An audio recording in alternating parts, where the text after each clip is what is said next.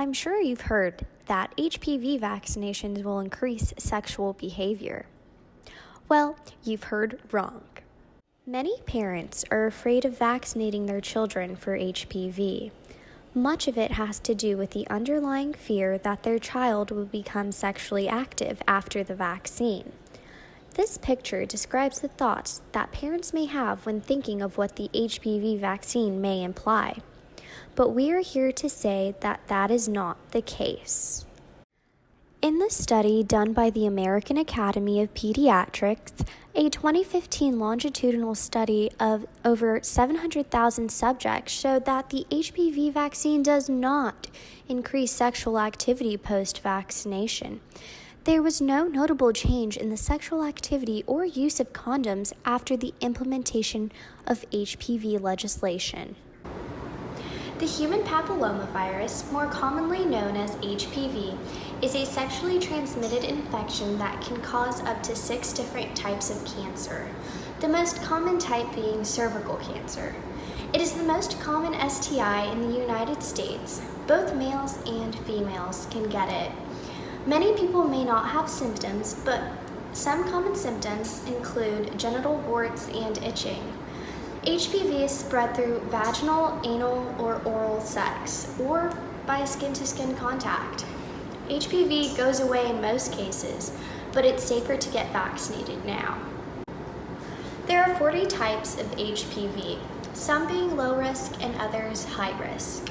Low risk HPV does not lead to cancer, but can cause skin warts. Types 6 and 11 cause 90% of genital warts. They can also cause a less common disease where non-harmful tumors grow in air passages from the nose and mouth to the lungs. There are around 12 types of high-risk HPV. Types 16 and 18 cause most cancers. Most high-risk infections won't have any symptoms and go away in a few years without causing cancer. Children should start getting vaccinated by age 11 and 12. There is a series of 3 shots one must take in order for it to be effective. It is most effective before people start becoming sexually active. Both boys and girls are encouraged to get vaccinated.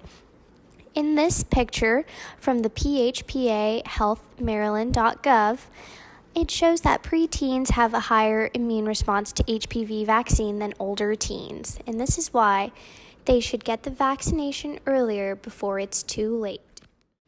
The Cancer Council, located in Australia, demonstrated that distributing the vaccine cost-free to both boys and girls reduced the diagnosis for the types of HPV that cause cervical cancer by 77%.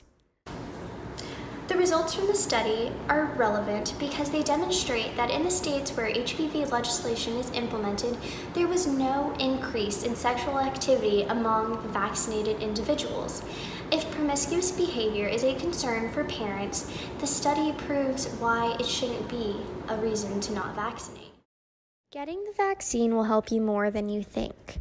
The way vaccines typically work is that a dead or weak version of the virus is inserted into your body to help your immune cells create antibodies.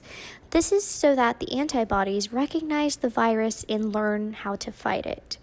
They serve and create immunity to fight off these diseases. Therefore, they are very efficient precautions one should take. If your child is not vaccinated, you may be putting them at risk. Most people who become sexually active will acquire HPV at some point in their lives, even if they may not know it. The Centers for Disease Control and Prevention predict that more than 90% and 80% of sexually active men and women will at least have one kind of HPV in their life. The HPV vaccine prevents certain types of cancer, such as cervical cancer. It is better to take precautions now than to suffer the consequences later. There is no cure for HPV, but if you vaccinate your children, it will be one last thing for you and your child to worry about. For more information, feel free to visit these sites. Also, vaccinate. Don't find a reason to procrastinate.